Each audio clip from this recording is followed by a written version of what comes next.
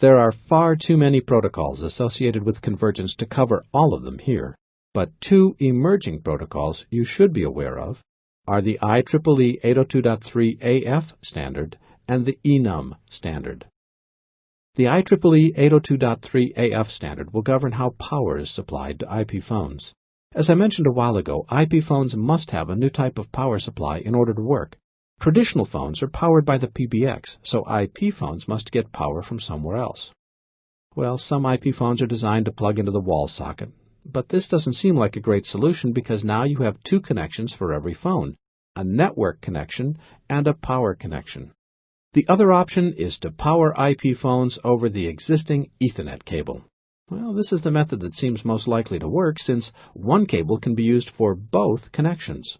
So the IEEE Standards Committee created 802.3AF to define a standard way of powering IP phones from Ethernet switches.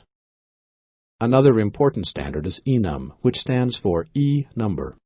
ENUM is designed to assist in mapping addresses to phone numbers. Just like a DNS server maps an IP address to a domain name, the ENUM specification will map phone numbers to URL addresses. Using ENUM, you don't need to remember a bunch of phone numbers, and you don't need to remember a bunch of IP addresses. You just need to remember who you are calling, which is probably a pretty good idea anyway. Using ENUM, you enter an address like Bob's phone, and the phone system consults a database to locate the device that you're trying to contact. Now, this may sound like something that some phones already do, but ENUM is different from phones that simply allow you to dial by name within an organization. This capability, which is available today, is just a basic lookup table located within specific phones.